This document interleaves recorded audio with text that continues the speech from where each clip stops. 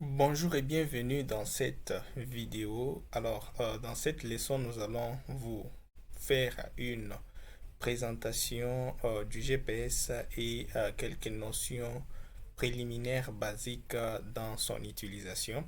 Alors, nous allons prendre l'exemple d'un GPS Garmin. Comme vous pouvez le voir, c'est un GPS qui peut facilement s'acheter sur le marché et à moindre prix.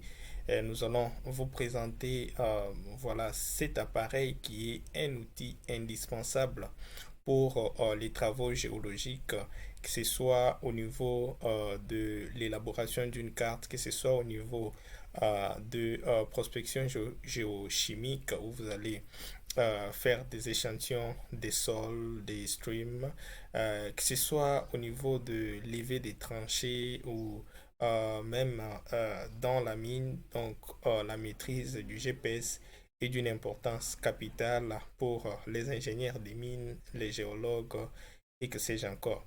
Voilà. Ça, c'est les GPS. La première des choses, quand vous avez les GPS comme ceci, c'est de s'assurer que vous avez bel et bien les piles. Donc, ce que nous allons faire, premièrement, c'est d'aller vérifier si les piles ont été bien introduites dans les GPS. Donc, vous allez utiliser ces petits bouts de fer que vous allez justement donc relever et ensuite roter, c'est pas moi, dans le sens anti, dans le sens horlogique, je disais, et puis soulever ça. Voilà. Et vous allez voir qu'il y a une possibilité que vous puissiez insérer des piles. Et là, je vous conseille d'utiliser les piles de bonne qualité. Si vous utilisez par exemple les piles Vinic, vous allez voir que ça va rapidement s'épuiser. Donc, il faut plutôt utiliser des piles comme des piles alcalines qui peuvent un peu durer et peuvent vous permettre d'avoir une utilisation de cet appareil pour toute une journée ou 2 jours si vous le voulez. Donc, les piles aussi, songez bien à placer les piles dans le sens qu'il faut. Donc, comme vous pouvez le voir sur les GPS, on vous indique bien sûr les plus. Les plus, c'est là que la tête du pile devrait être dirigée. Et d'ailleurs, il y a une petite pile bien dessinée là-bas.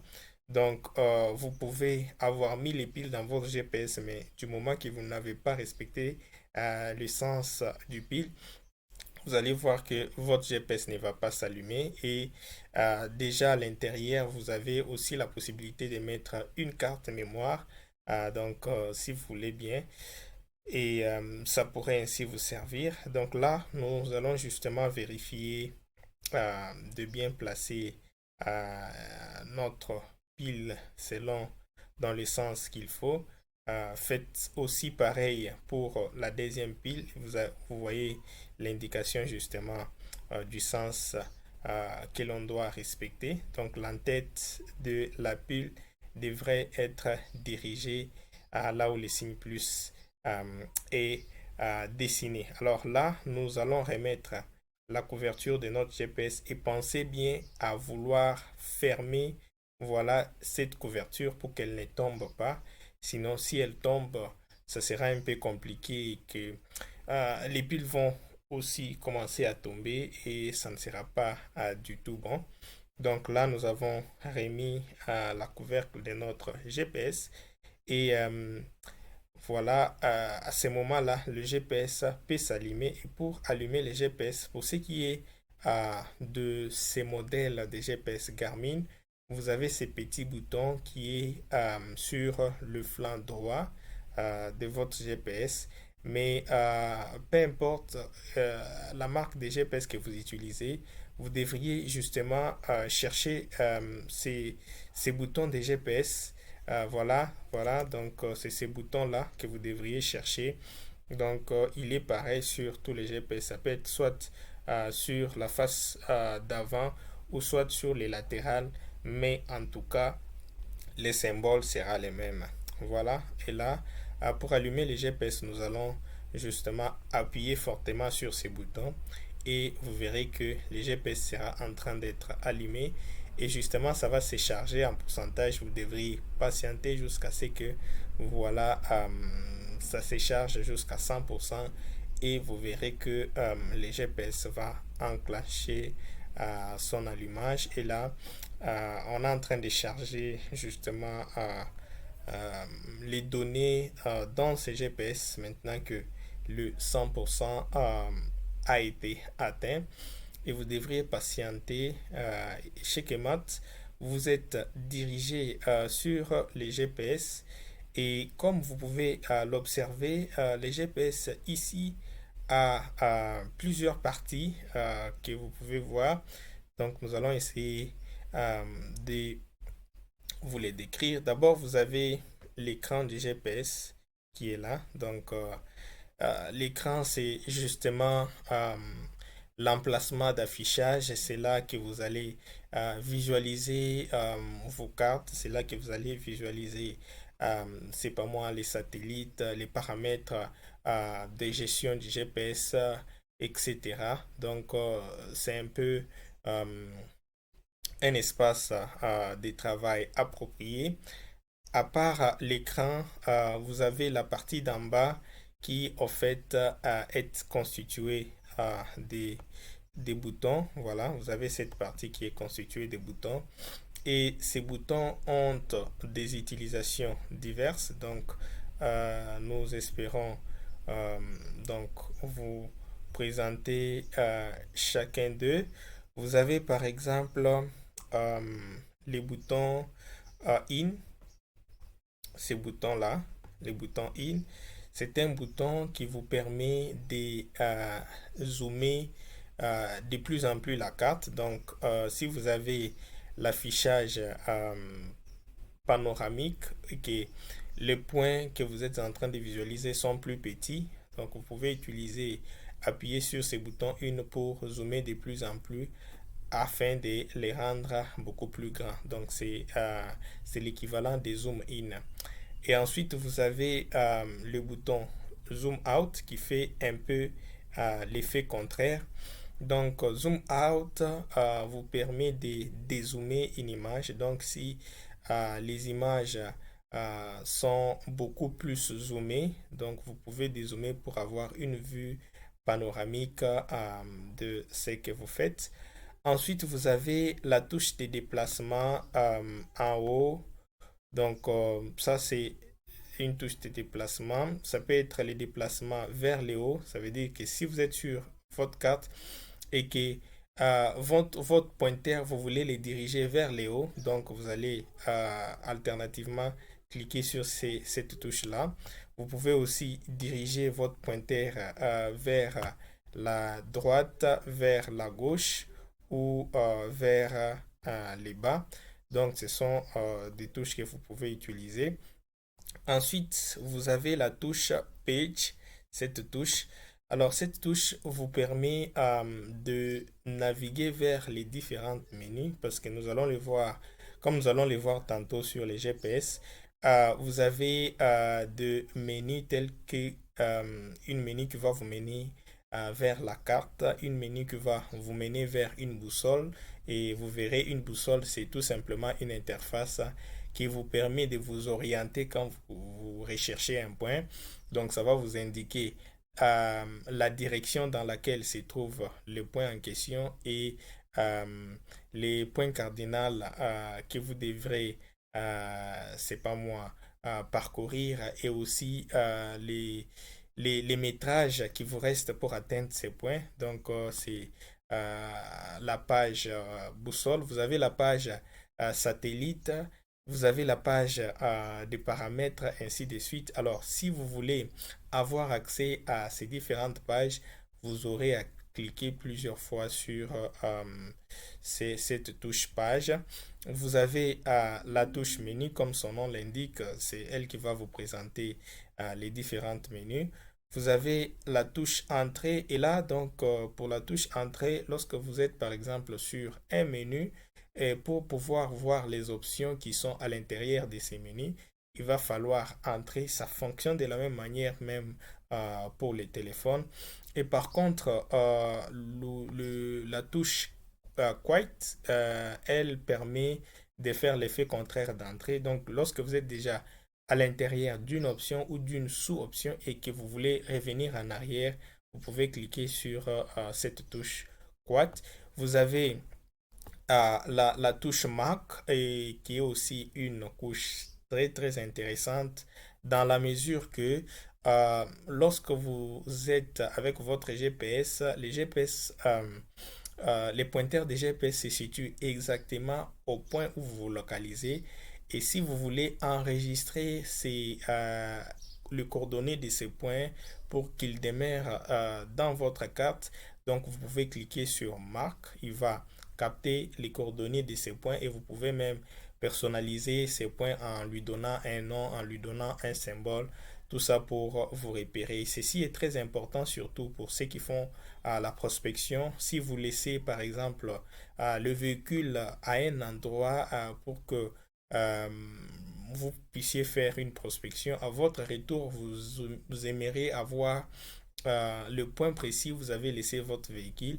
Il faut donc marquer ces points et comme ça, au retour, vous allez chasser ces points pour retrouver les points où vous avez placé les véhicules. De la même manière, vous pouvez marquer le camp où vous êtes hébergé. Vous pouvez marquer les points géochimiques que vous recherchez. Vous pouvez marquer les points géologiques de grand intérêt lorsque vous faites votre prospection. Donc, cette touche est d'une grande importance pour ce qui est de la manipulation du GPS. Vous avez aussi la touche Found qui vous permet de rechercher les points que vous avez probablement enregistrés sur votre GPS. Voilà un peu en grand ce que nous pouvions dire des différentes touches du GPS. Et nous allons peut-être par la suite vous présenter chacune d'elles. Et là, vous voyez que nous sommes sur une carte et nous pouvons cliquer sur la touche page. Elle nous montre les différentes options. Donc, ça, c'est l'option compas, par exemple. Vous avez l'option calculator. Vous avez, si on clique dessus encore, l'option menu. Et là, sur l'option menu, vous avez justement plusieurs éléments. Et j'aimerais un peu rentrer en arrière pour voir cette option menu. Donc, vous verrez que dans cette option menu, vous avez plusieurs possibilités ou bien plusieurs sous-options. L'option configuration, l'option de waypoint qui est aussi une option très importante qui vous permet d'avoir la liste des différents points qui sont enregistrés dans votre GPS ou qui ont été chargés dans votre GPS. Mais vous pouvez voir qu'il y a beaucoup d'autres options qu'on pourra peut-être découvrir avec les temps. L'option chasse au trésor, l'option calculer d'itinéraire, l'option alarme de proximité, l'option geste des traces. Donc tout ça, ce sont les différentes options. Et si vous voulez avoir les différentes menus, vous pouvez continuer à cliquer sur la touche page. Là, ça nous mène sur la carte. Là, ça nous mène sur les compas. Et tel que je vous le disais pour le compas, donc vous avez là la visualisation du compas. Et pour cette visualisation, vous pouvez voir que au-dessus de l'écran, donc sur la page compas au-dessus de l'écran, on a un peu donc au-dessus de l'écran, je disais, on a un peu beaucoup d'indications, voilà, beaucoup d'indications que nous pouvons voir. Vous avez les kilométrages, donc la distance qui vous reste, c'est pas moi pour atteindre les points. Et ici, vous pouvez voir que cette distance est de 2,22 km. Vous avez la vitesse à laquelle vous marchez. Donc, pour le moment, vous pouvez voir que il n'y a pas de vitesse donnée. C'est probablement parce que c'est pas moi, on n'est pas en train de marcher. Vous avez aussi les temps, donc probablement vous pouvez avoir l'indication de l'air.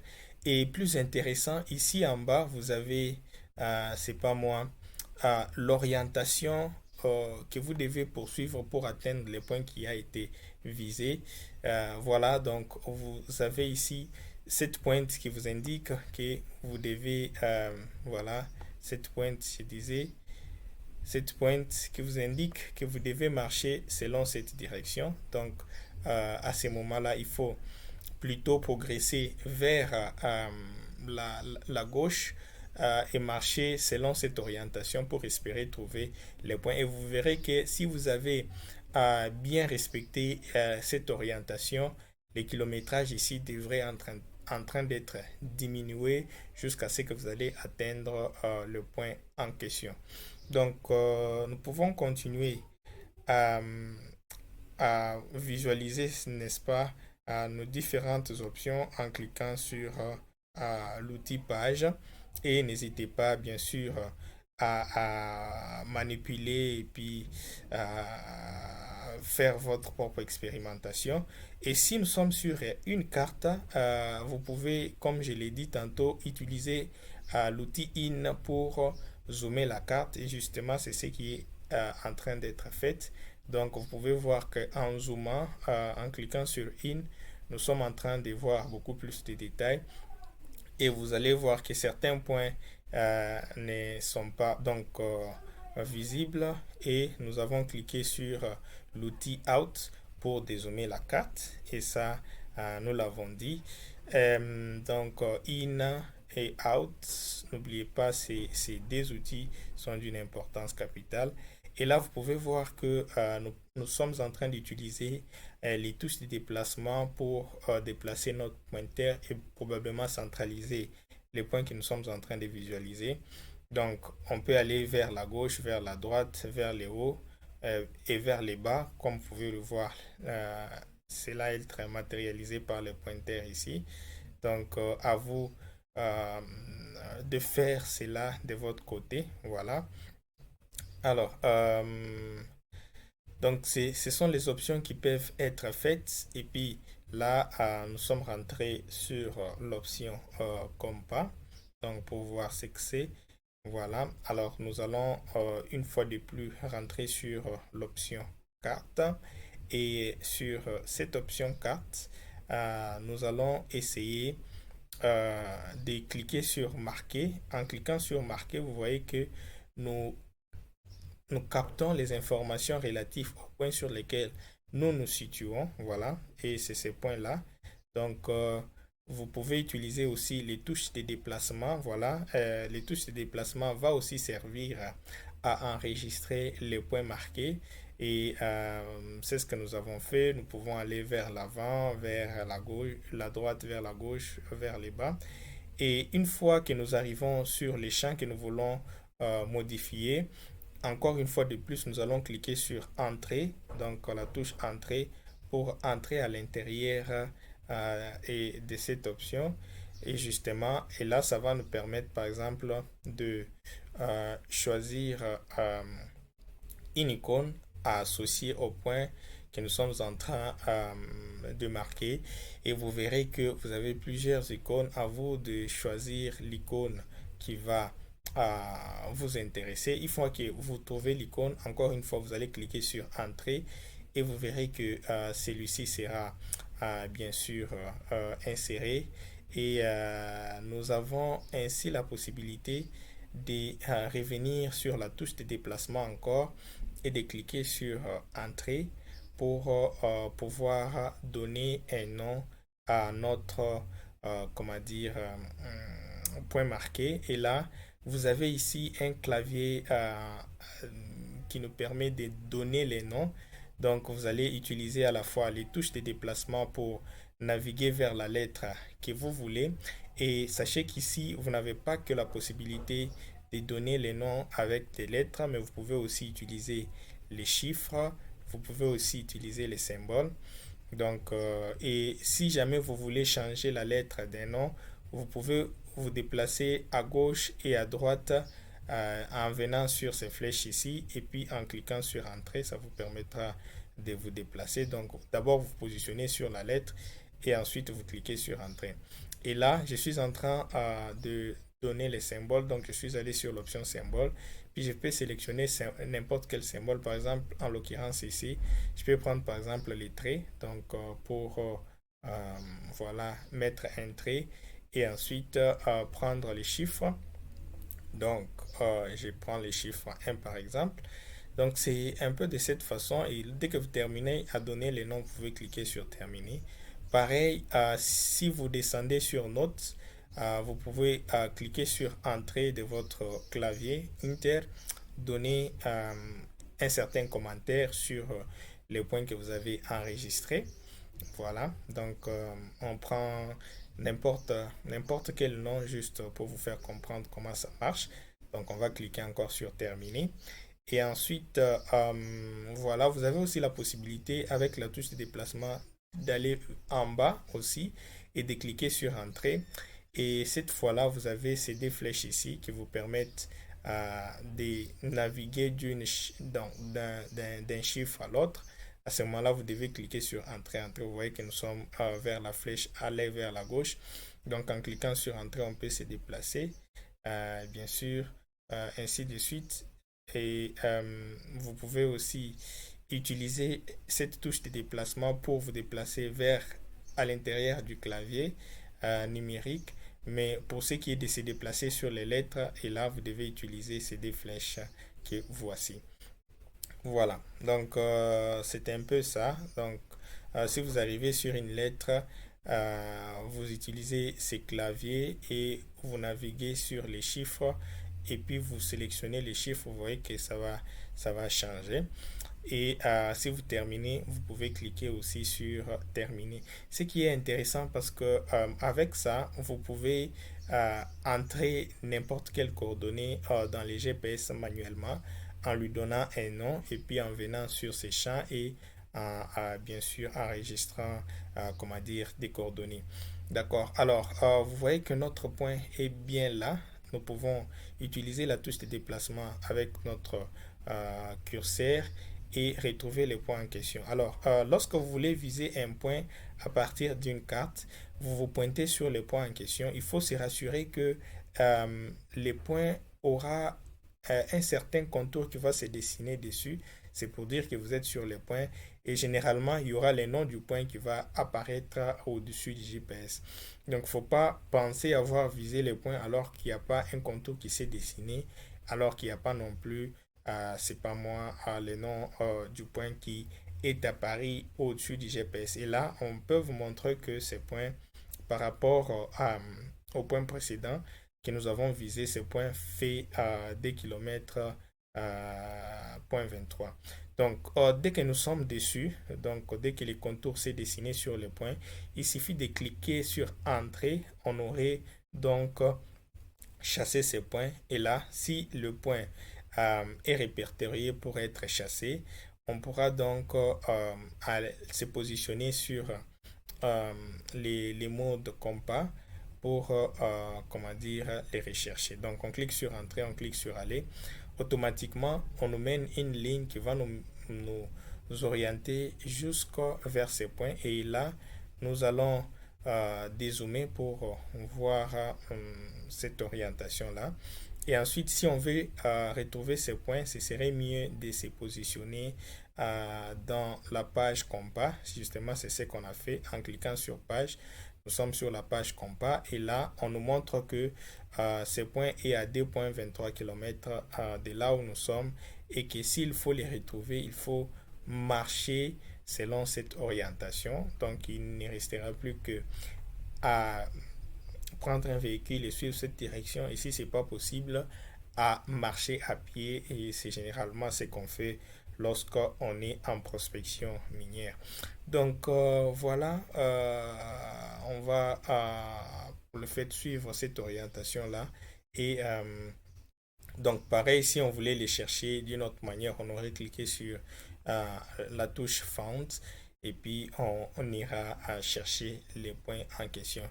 J'espère donc que c'est l'essentiel des notions de base que nous pouvons connaître sur les GPS. Je vous donne rendez-vous pour d'autres leçons sur lesquelles nous allons apprendre beaucoup de choses. Mais avant tout, j'aimerais justement vous montrer comment retrouver la liste des points. Voilà, la liste des points sur les GPS. Donc, tous les points qui sont dans votre GPS que vous avez marqués ou tous les points que voilà, vous avez chargé sur votre GPS, que ce soit à partir de votre PC ou à partir, c'est pas moi, de votre carte mémoire. Alors, pour les avoir, vous devez d'abord cliquer sur la touche page qui va vous dérouler les différentes options et donc, vous stationnez vers le menu principal. Et une fois dans ce menu, on va vous lister les différentes options que vous pouvez faire recours. Et vous allez cliquer sur gestion des wirepoints. Donc, c'est ce que nous allons faire. Nous allons nous déplacer avec la touche de déplacement et cliquer sur entrée des wirepoints. Et là, vous voyez beaucoup de points. Donc, et ce qui est intéressant, c'est qu'il y aura même les kilométrages qui vous sera calculé par rapport au point où vous vous situez. Et c'est à vous d'utiliser la touche de déplacement pour aller rechercher les points en question. Et vous vous souvenez que notre point, nous l'avons nommé TUC1 avec notre symbole. Alors, la première méthode que nous avons utilisée pour chasser les points, nous sommes allés sur les points en question sur notre carte et nous nous sommes rassurés d'avoir rapproché les pointeurs sur les points en sorte que les contours se dessinent sur ces points-là et nous avons cliqué sur entrée. Mais la deuxième possibilité, c'est d'ouvrir cette liste et de naviguer jusqu'au point en question. Une fois que vous êtes situé sur ce point, il va vous rester qu'à cliquer sur entrée de votre GPS et à cliquer encore dessus sur aller et vous aurez la même orientation qui vous sera donnée. J'espère que vous avez aimé cette vidéo. Si c'est le cas, n'hésitez pas à nous les signaler. Nous vous disons ciao, à bientôt pour une prochaine leçon.